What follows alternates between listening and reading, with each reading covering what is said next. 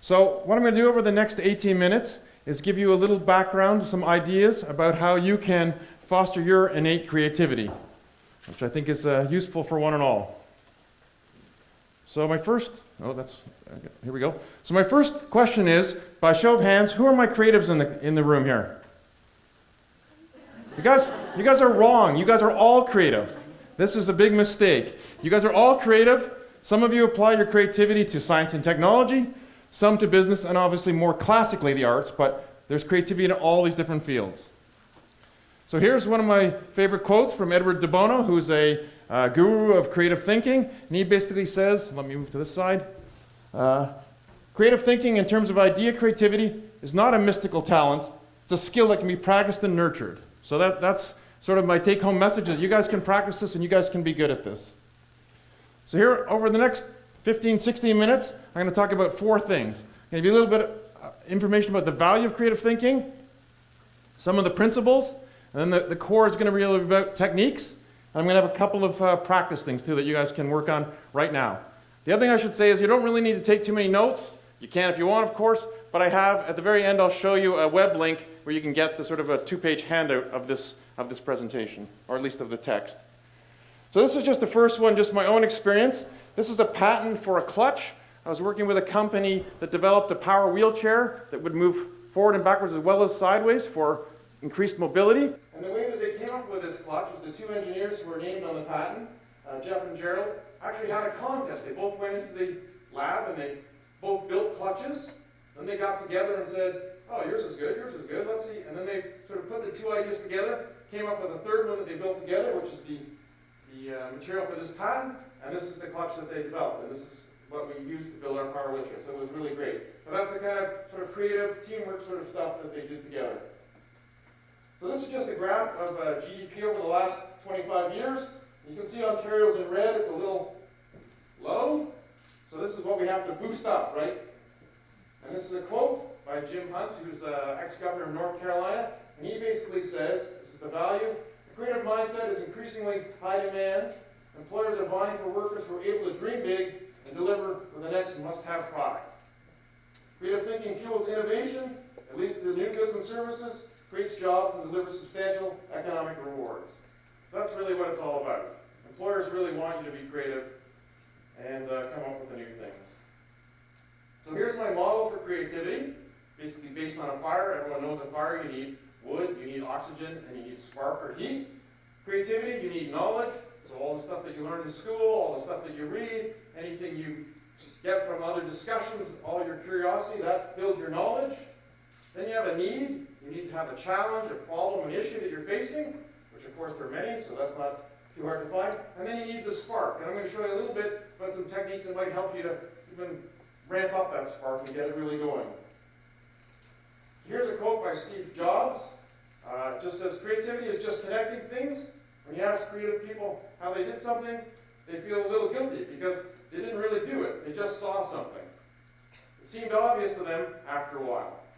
That's because they were able to connect experiences that they had and synthesize new things. So this is the sort of idea of taking your knowledge and just sort of synthesizing with other things with a spark, and it'll come around to get some good creative thoughts.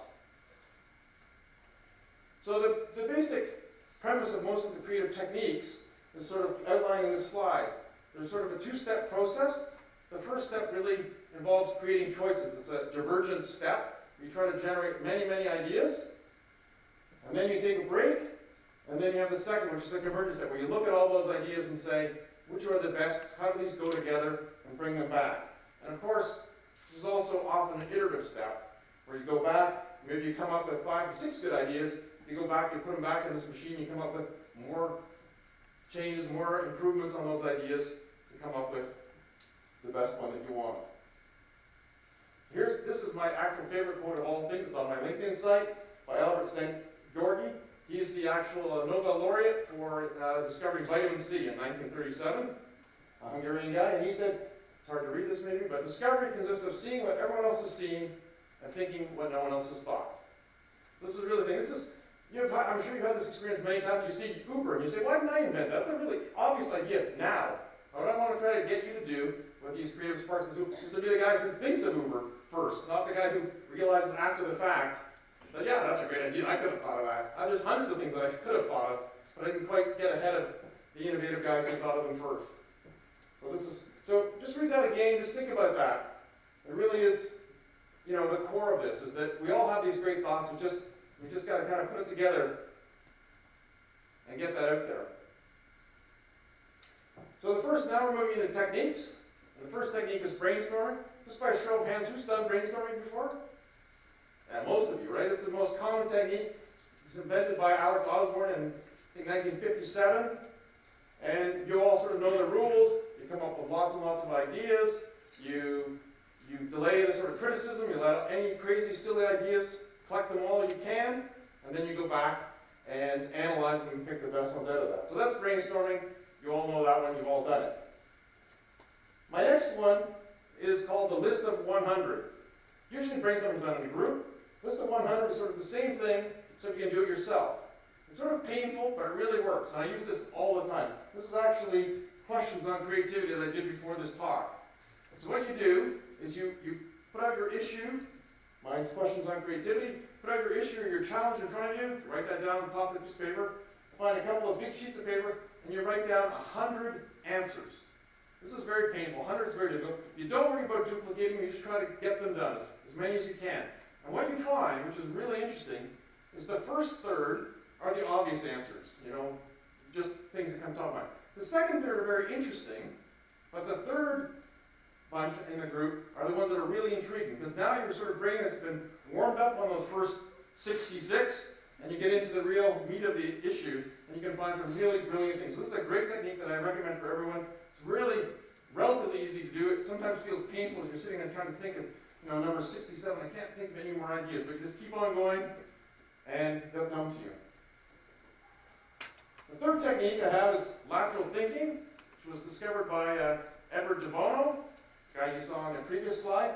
And just to illustrate it, I have a picture here of the Colorado River, which of course runs through the Grand Canyon, through the Hoover Dam, the Lake Mead, Hoover Dam, and into Las Vegas at the very end. And what this really represents is if you're trying to solve a normal problem, you're sort of going down, you're getting closer and closer to the solution, but it can be a very slow process. And what Edward de Bono thought of is with lateral thinking, maybe there's a way to jumpstart. You kind of come in a little bit into the middle of the process as quickly as you can through either a random thought or maybe a provocative idea down here. So you kind of think of something that can speed up this creative process. I think this is where it comes to the first exercise. So here's the first exercise for you guys. Actually, I should go back. So what you need to do is think of a problem or an issue that I have in mind, a challenge that you're facing. How am I going to get a summer job? Could be one of them. I'm sure some of you have that challenge at the moment. But think of a problem. So I'll give you 5 seconds to think of a problem.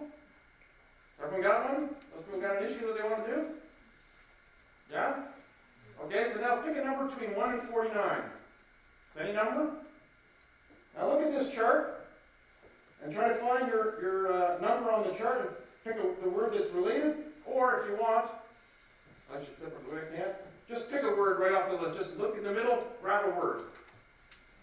Now spend the next 10, 15 seconds trying to link that word to your challenge. How does gas relate to your challenge? How does ice cream relate to your challenge? Try to make some link. This is the de Bono sort of lateral thinking. This is a random thought. Clearly these words have nothing to do with your challenge. I have no idea what your challenge was, but try to link that. Anyone getting some links? Is it kind of working? Some? Yes? That's good. So that's what you can do. You can try this a couple of times. If you don't like one word, you can switch to another word. Sometimes people use dictionaries or just any book and just turn a page and point to a word. If they don't like that word, you just turn another page, point to another word, or just try to find a word. And sometimes these kind of can bring some kind of creative thought to you, provoke you to get down that river towards the solution you're looking for. So that's a great lateral thinking. It's a great technique. The third, that was the one I just did. That's the ice cream. You know how to work. So a lady I saw painting pictures at the Eaton Center a couple of months ago. Doing that. So the next one is either the same challenge, or if it was a personal challenge, maybe you have to think of another one, and turn to the person beside you and tell them to introduce yourself. Well, I think you already have. Bill's already worked that one for me. And explain that challenge to your neighbor, and have them explain their challenge, and then see if you can come up with a solution to the other person's challenge. So I'll give you a minute to do that yourself.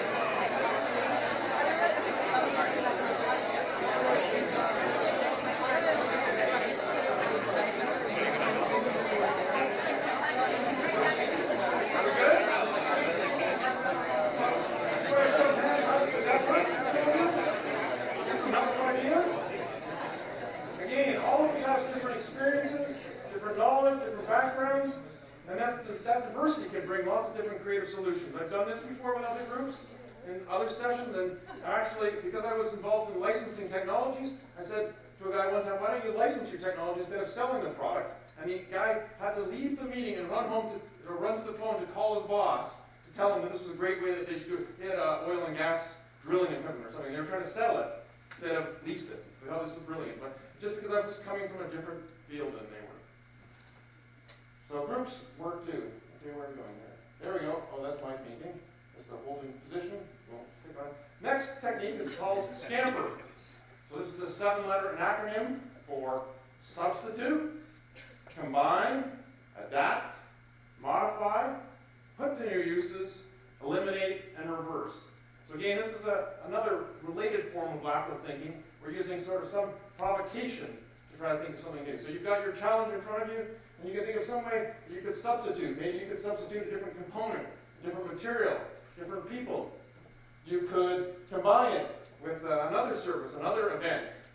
You could modify it, the shape, the size. So any of those kinds of words that can get you to think about the thing in a different way. Obviously, one that people like a lot is reverse, doing things backwards, doing things like, and this is how, in retrospect, you see things like Uber and Airbnb, and these guys go, oh, that's really interesting. All they've really done is taken the same concept and somehow adapted it, modified it, turned it around, turned it inside out to make it what it is, right? A $40 billion company, right?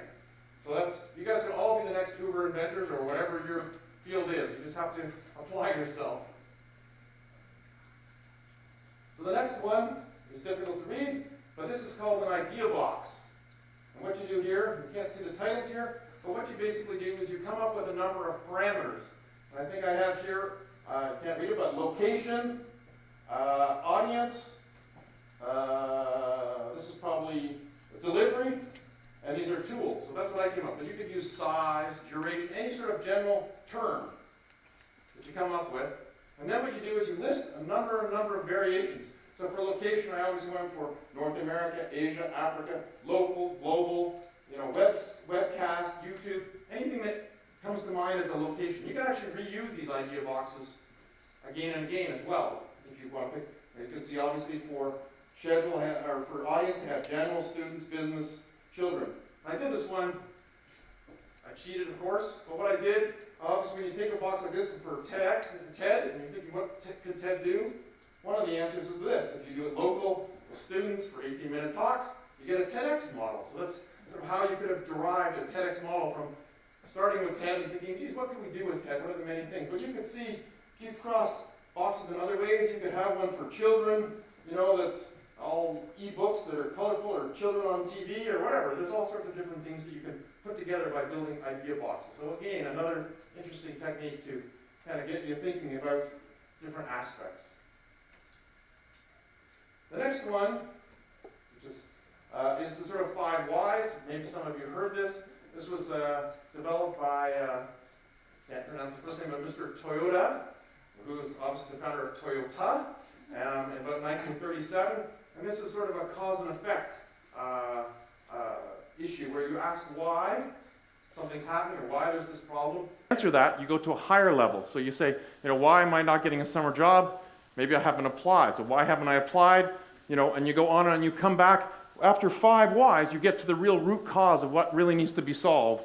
And then you can go forward solving that problem, and all the rest will fall into place. That's the idea of the 5 whys. The last one is more of a convergent technique, which is actually how you put things together. Maybe some of you have done this even with brainstorming, and that is post-it notes. And you can see these are the post-it notes. This is actually the post-it notes of my talk. Luckily, you can see we're here, very close to the end.